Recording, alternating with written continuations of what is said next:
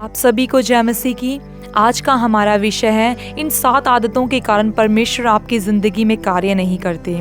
आज हर एक व्यक्ति परमेश्वर की कृपा को अपनी ज़िंदगी में चाहता है और परमेश्वर भी उस पर कृपा करना चाहता है, क्योंकि वचन हमें बताता है कि परमेश्वर ने आपको आशीषों का वारिस होने के लिए बुलाया है। फिर क्या कारण है कि आज लोगों की ज़िंदगियों में रोग और बीमारियां हैं, उनके घरों में कलेश है, कर्जा है, नशे हैं और एक दूसरे के प्रति दिल में आदर नहीं है, भाई भाई को मारना चाहता है। तो क्या परमेश्वर ने हमें इसलिए चुना है कि हम अपना पूरा जीवन दुखों और बीमारियों में व्यतीत करें? नहीं, परमेश्वर का वचन तो हमें आशीषों के लिए बुलाता है। परमेश्वर का वचन हमें बताता है कि परमेश्वर ने हमें आशीषों का वारिस होने के लिए चुना है।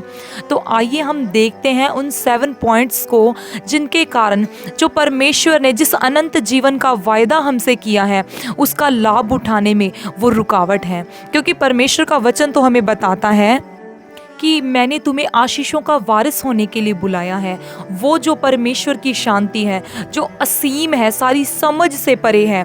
जब तक ये 7 कमियां आपके जीवन में है, आप परमेश्वर की आशीषों का, उन बरकतों का आनंद नहीं उठा सकते।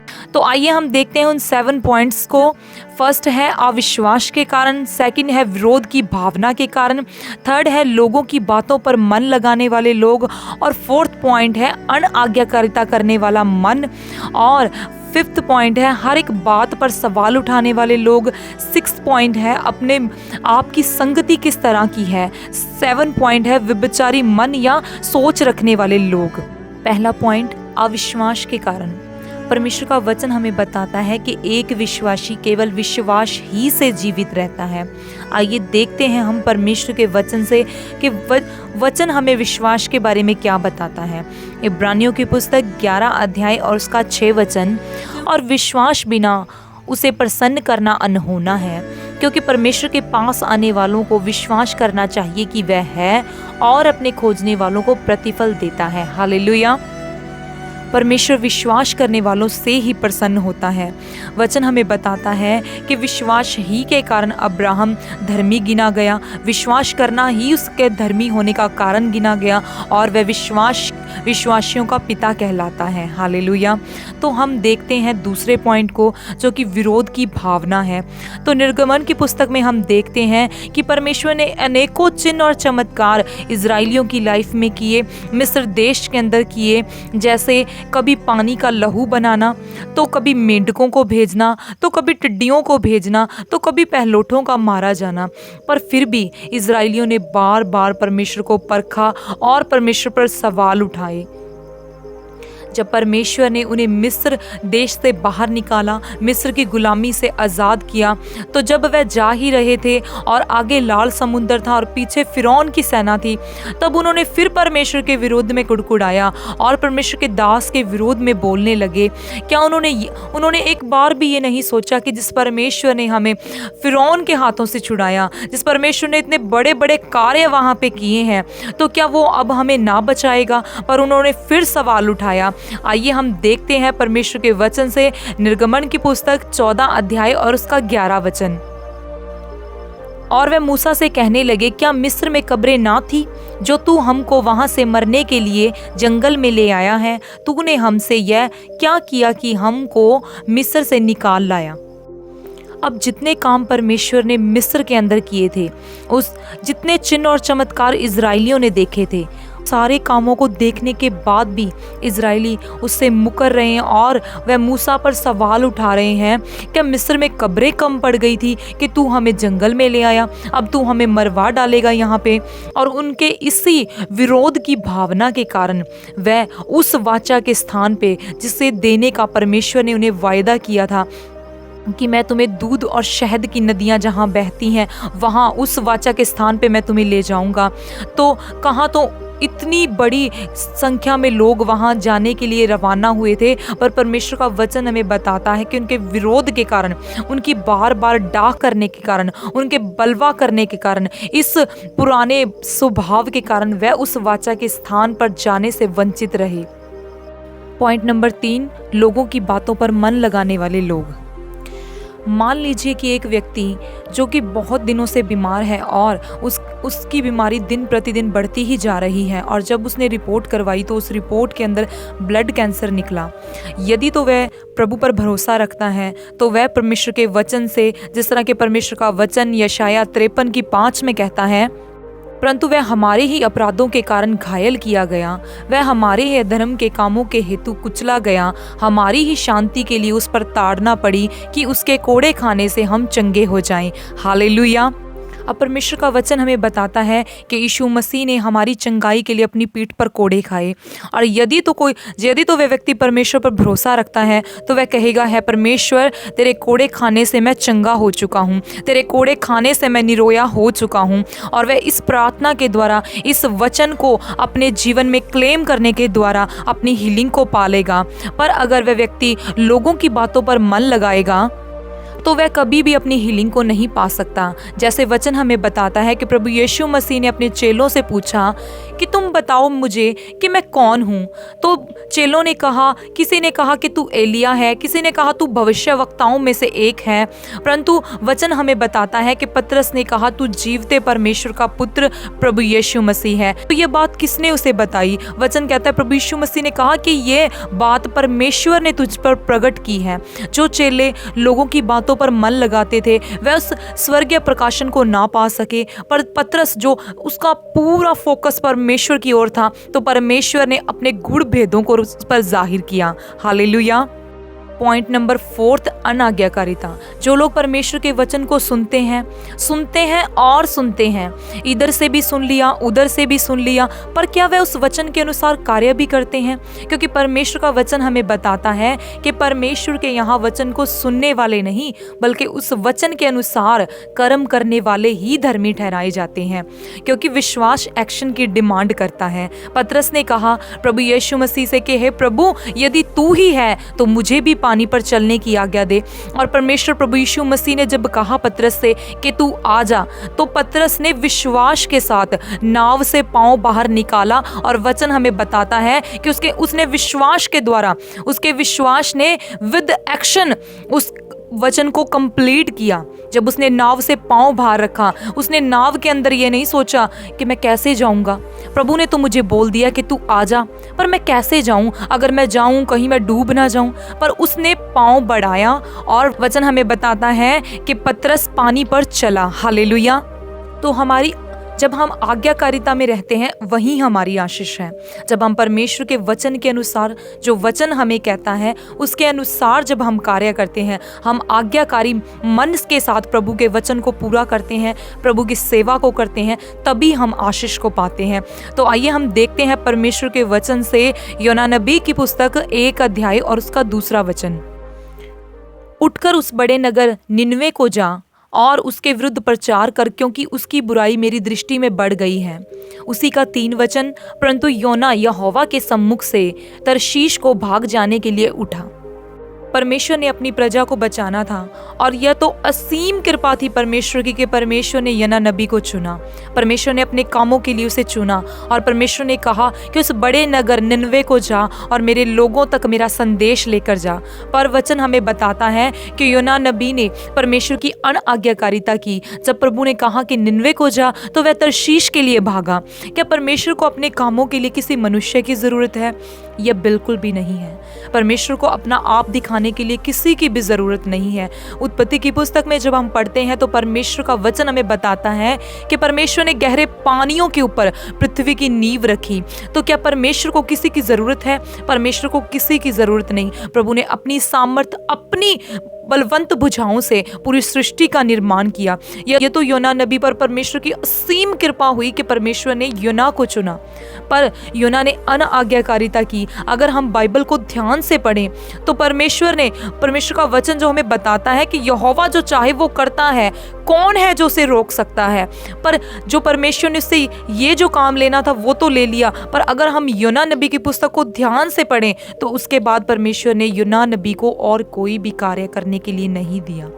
अनआज्ञाकारिता के कारण उसने वह प्रिविलेज, वो मौका खो दिया जो परमेश्वर उसे और भी ज्यादा इस्तेमाल करते और भी ज़्यादा रूहों को छुड़ाने के लिए उसका इस्तेमाल करते, पर उसने अनआज्ञाकारिता के कारण वह मौका खो दिया। 5th पॉइंट को हम देखेंगे, हर एक बात पर सवाल उठाने वाले लोग। वचन हमें बताता है कि प्रभु यीशु मसीह ने 3.5 साल की सेवकाई में बड़े बड़े चिन्ह और चमत्कार दिखाए। प्रभु ने बहुत बड़े बड़े काम किए, अंधों को आंखों का दान, लंगड़ों का चलना और कोढ़ियों को शुद्ध करना, और भी ऐसे बहुत से कार्य जो परमेश्वर ने किए जो मनुष्यों से अनहोने थे। पर फरीसी और सदूकी वे अपनी जिंदगी में प्रभु के एक भी काम को ना देख पाए। इसका कारण क्या था? इसका कारण यही था कि वह प्रभु पर उन्होंने विश्वास ना किया, और वह कहते थे यह तो अपने आप को परमेश्वर का पुत्र होने का दावा करता है, पर यह तो हम में से ही है, ये तो एक बड़ई का पुत्र है, ये कैसे इतने बड़े बड़े कार्य कर सकता है। और उन्होंने देखा, पर परमेश्वर का वचन पूरा हुआ कि वह देखते हुए देख ना पाए। उनकी बुद्धियों को शैतान ने बंद कर दिया था, और वह परमेश्वर का, जिस परमेश्वर की खोज में वे थे, और वह परमेश्वर का पुत्र उनके निकट आया, स्वर्ग का राज्य उनके निकट आया, पर वह अपने उस विरोधी मन के कारण, उस पुराने मनुष्यत्व के कारण, उस पुराने स्वभाव के कारण वो परमेश्वर का राज्य जो उनके निकट आया वह उसका लाभ ना उठा सके। परमेश्वर उनकी जिंदगी में बड़े कामों को करना चाहते थे, पर वह उन कामों में से एक भी चमत्कार को अपनी जिंदगी में ना ले सके। उसका कारण यही है कि वे हर बात पर, हर चमत्कार पर, हर एक चिन्ह पर सवाल उठाते थे कि ये कैसे हो सकता है कि ये परमेश्वर का पुत्र है। और वचन हमें बताता है कि जो परमेश्वर के पास आए उन्हें यह विश्वास होना चाहिए कि परमेश्वर है, तभी वह उनकी जिंदगी में कार्य करता है। हालेलुया।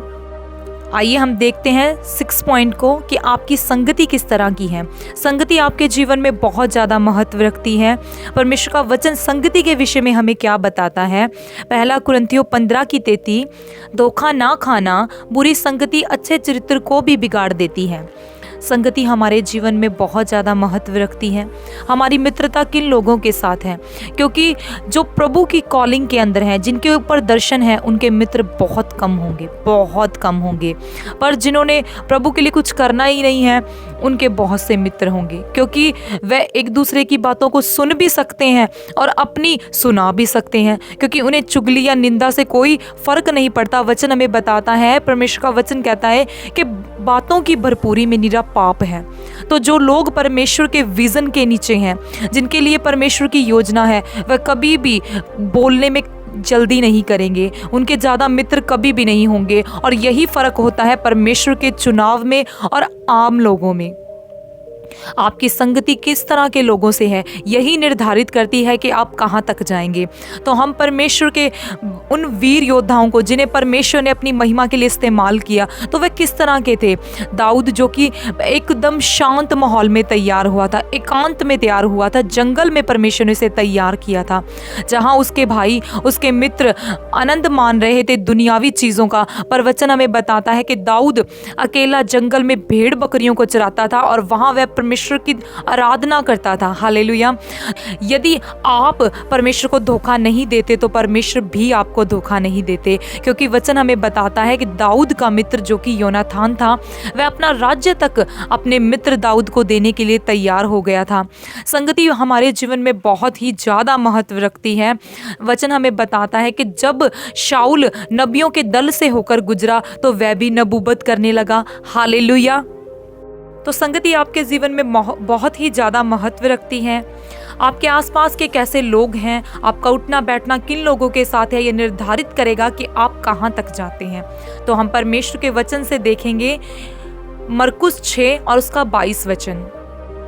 और उसी हेरोदियास की बेटी भीतर आई और नाचकर हेरोदेस को और उसके साथ बैठने वालों को प्रसन्न किया। तब राजा ने लड़की से कहा, तू जो चाहे मुझसे मांग, मैं तुझे दूंगा।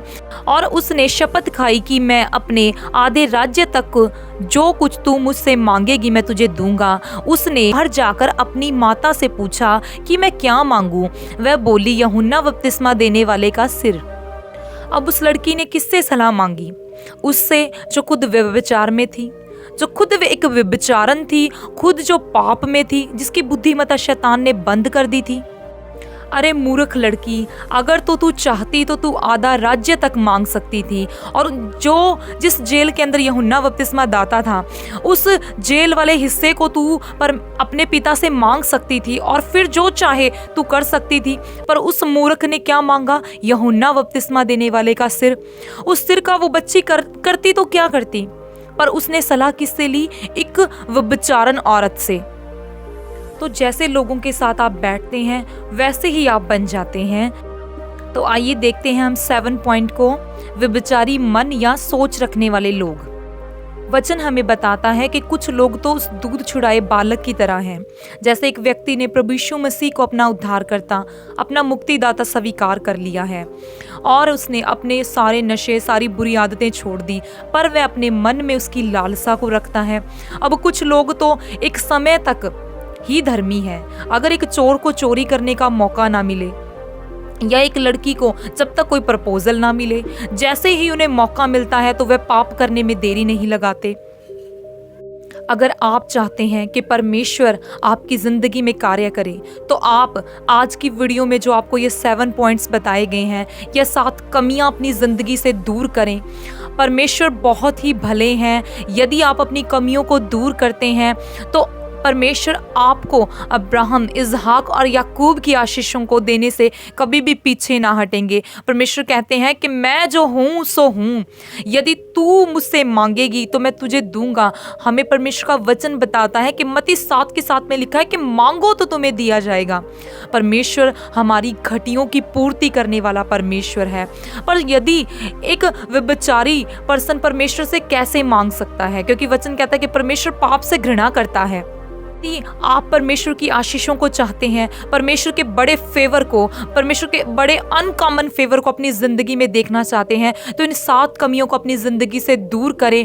और परमेश्वर का वचन जो हमें बताता है कि अपने आप को परमेश्वर के हाथों के नीचे अधीन कर दो, अपने आप को उसकी सामर्थी प्रेजेंस में परमेश्वर के हाथों के नीचे खुद को दीन कर दो, शून्य कर दो, और परमेश्वर आपको सही समय पर आपको ऊंचा उठाएंगे, ब्लेस्ड करेंगे। आप कभी सेम ना रहेंगे और आप यीशु मसीह के नाम में चमकते जाएंगे और उन्नत होते जाएंगे, प्रभु यीशु मसीह के सामर्थी नाम में। आमीन, आमीन, आमीन।